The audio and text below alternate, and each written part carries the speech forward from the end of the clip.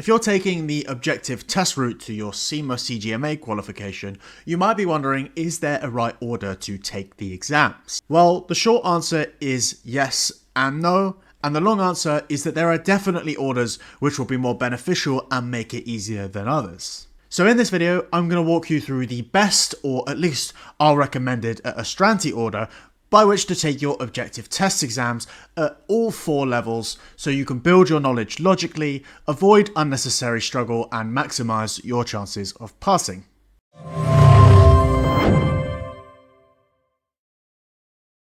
Before we start jumping into the best orders, let's quickly break down the CIMA qualification and its pillars and 4 levels. As I said, there are 4 levels, so you begin at the certificate level, which is going to give you a foundation of business, financial, and accounting concepts.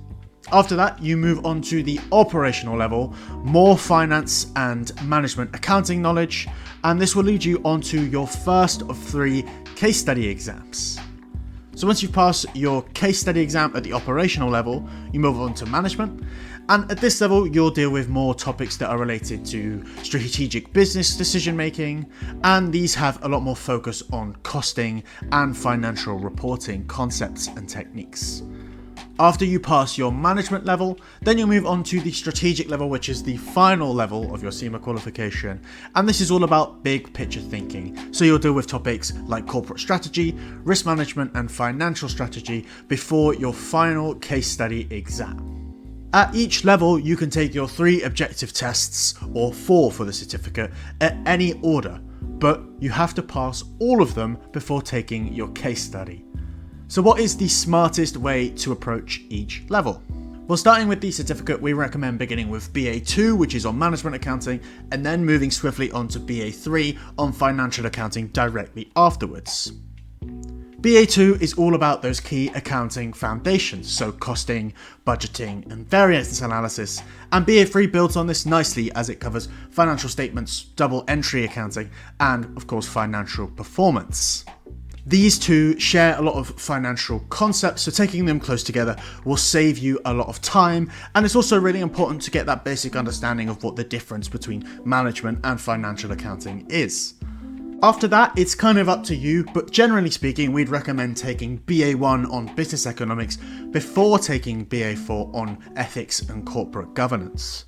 The reason we place BA4 after BA1 is because it's the only non-maths based exam. So once you've got the concepts of markets, competition, and financial systems down from BA1, it makes sense to move on to the hardest, or at least the exam, which is BA4, that has the lowest pass rates at the certificate level. Once you've got your certificate nailed and you've moved on to the operational level, we recommend starting with E1, Managing Finance in a Digital World. This is a lighter, theory-based exam that introduces organisational structures, digital finance, and strategic management, so it's kind of a good warm-up for the rest of the level, which you might find a little bit more difficult. After that, we recommend taking F1, so that is the Financial Reporting and Working Capital Management module, and this builds upon BA3, so it covers financial statements, tax, and of course, as the name says, working capital management, which are essential topics for accountants. Now, there are 2 reasons we recommend taking P1, which is management accounting, last, and the first is because it's seen as the hardest operational exam that you take. It covers costing and variance analysis, budgeting and forecasting, and risk and uncertainty. But the main reason you want to leave P1 till last in the operational level is that it feeds directly into the case study. So keeping those topics close together is going to aid you in making sure your memory is nice and fresh going into the exam, and you have to do less revision when it comes to it. Now, once you've got your first case study out the way and you move on to the management level, we recommend starting with the E2 exam on managing performance. This is the least technical exam of the level, and it covers business structures, leadership, and managing people and projects. It's the best way to ease into the more difficult exams that follow, which you may take in either order, so that's either P2 of Advanced Management Accounting or F2, which is Advanced Financial Reporting. Each of these builds on the exam you took at the previous level, with P2 introducing activity-based costing, divisional performance, and investment appraisal, and F2 introducing group accounts, financial instruments, and long-term finance.